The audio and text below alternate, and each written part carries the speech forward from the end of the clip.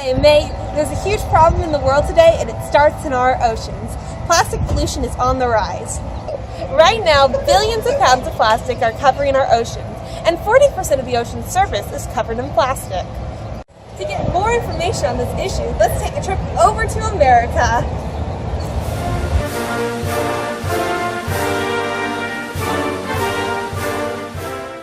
I'm here to speak to Dr. Bright, who's a marine biologist and an expert on ocean pollution. Hello, Doctor. Today we're here to learn about plastics, where they come from, and how they can cause harm to our fellow beings and ourselves. Well, in America alone, 10.5 million tons of plastic are produced every year, which accounts for 10% of total waste annually. A lot of this plastic that is produced, which is somewhere around 50%, is single-use plastics, like straws, or packaging, or water bottles. Crikey, that's a lot of plastic. So how exactly does all this plastic end up in our oceans? There really are an almost infinite number of ways that plastic can end up in our oceans. Well, it gets swept off of our rivers or our beaches and into our oceans. So we need to be very careful about what we leave behind at our gorgeous beaches, because even the most small and seemingly insignificant things can cause immense harm to our environment. In the LA area alone, 10 metric tons of plastic end up in the ocean every day. Although 80% of this comes from land, another 150,000 tons can be accounted for by the fishing industry alone. They deposit this directly into the oceans.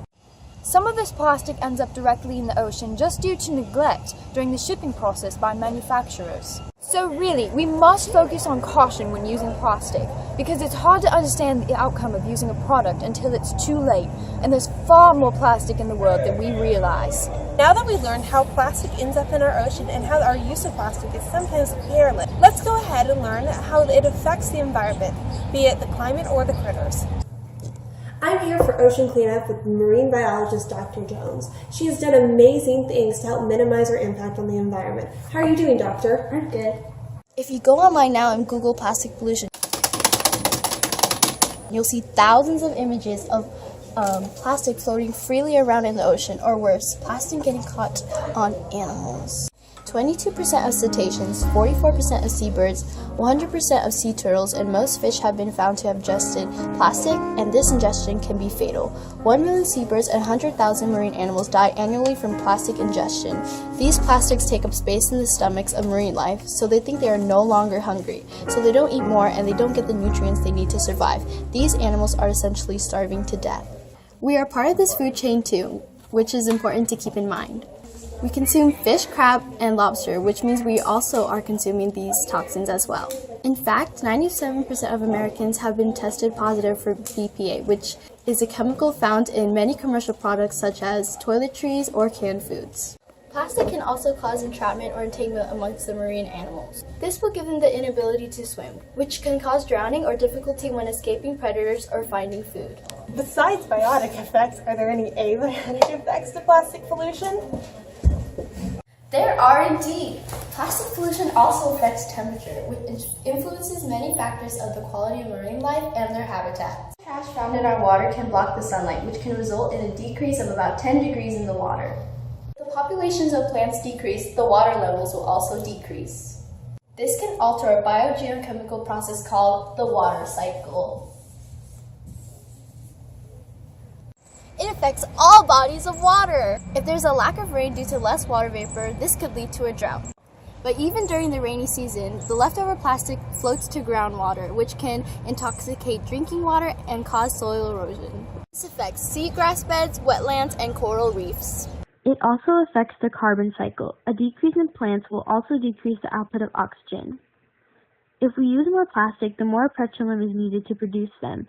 Petroleum-based products contribute to the increase of greenhouse gases, and relying on these products leads to higher carbon dioxide concentration.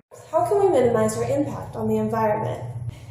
Given what we already know about how our plastics end up in the oceans, to minimize our impact, we can recycle properly. Support bans like single-use plastic straws in California. Instead, use reusable straws. Avoid face washes that advertise microbeads. Microbeads are small plastic beads that are used to exfoliate, and they'll choke plankton. Spread the word. Make sure you reduce your single-use plastic usage and recycle properly. Support organizations that address plastic pollution. Or volunteer in a beach cleanup. Or even organize one of your own.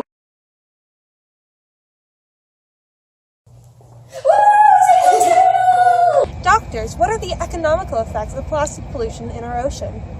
It costs lots of money to clean up affected areas. We're losing billions in fishing and tourism.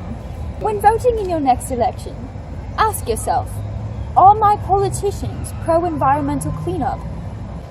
As you can tell from our scientists, plastic in the ocean is a very bad thing that we need your help to clean up.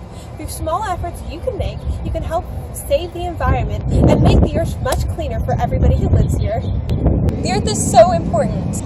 It's home to millions of species. Some we don't even know that exist yet. The earth provides for us. Mother Nature is all of our mothers. Make sure we reduce, Reuse, recycle!